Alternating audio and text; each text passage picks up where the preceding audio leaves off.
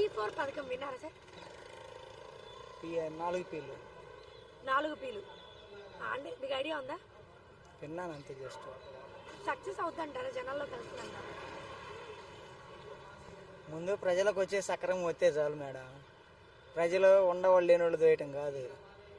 అప్పట్లో మోడీ గారు ఏంది బ్లాక్ మనీ తీస్తున్నాం, 2000 రూపాయల నోట్లు రద్దు, పేదల అకౌంట్లో కూడా ₹1,00,000 అన్నాడు. ఆ ₹1,00,000 వేసింది లేదు, పెట్టింది లేదు. 3 సార్లు మాత్రం అయ్యాడు పిఎం. అలాగే ఇది కూడా ఏం సక్సెస్ అయ్యిద్ది మేడం? చేయాలని ఉద్దేశం ఉంటే అయ్యిద్ది, కానీ ఏదో పెట్టి నమ్మకే వాస్తవిగా చేస్తే ఏది అవ్వదు. ప్రజలకు కావాల్సింది వాళ్ళకి అన్ని వస్తువులు అందుబాటులో సక్రమమైన రేట్లు ఉంటే చాలు. పిచ్చి పథకాలు పిచ్చిగా ఏమి ఇవ్వాల్సిన అవసరం లేదు. ఇంటికి ఒక ఉద్యోగం ఇచ్చి అన్ని ఇవ్వాల్సిన సక్రమంగా అన్ని అందుబాటు రేట్లలో ఉంచితే చాలు.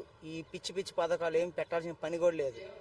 చదువుకున్నవాడికి ఉద్యోగం చూపిస్తే కుటుంబానికి వాడే ఆ 20-25 వేల రూపాయలతో వాడి కుటుంబాన్ని పోషించుకుంటాడు. నువ్వు ఈ పథకం మీద ఆధారపడ్డావు.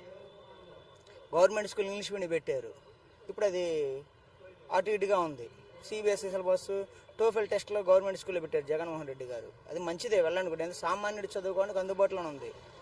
అలాంటి కార్యక్రమాలు చేయొచ్చు. అతను ఏ గవర్నమెంట్ అయినా కావచ్చు, ఏ పార్టీ అయినా కావచ్చు. మంచి చేసేటప్పుడు ప్రజలకు ఉపయోగకరమైంది నెక్స్ట్ వచ్చే గవర్నమెంట్ కూడా కొనసాగించి చేయాలి. అదేం లేకుండా ఏదో పిచ్చి పిచ్చిగా ఎవడికి నచ్చినట్టు వాడు పార్టీ మారగానే వాడు కొత్త పథకం, ఇంకో పార్టీ మారగానే కొత్త పథకం. అట్లా కాదు. ప్రజలకు ఉపయోగపడితే దాన్ని కంటిన్యూ చేసి కొనసాగింపు చేసుకొని నెక్స్ట్ టైం పెట్టుకుంటే పెట్టుకో నీకు సంబంధించినవి. అలా అయితే నాకు తెలిసి ఉపయోగకరంగా ఉంటాయి. కానీ చదువుకుంటూ ఉద్యోగం చూపించాలి మేడం, ఇవన్నీ ఏం అవసరం లేదు. అంతటికి మాత్రం డ్యామ్ షూర్గా చెప్తాను.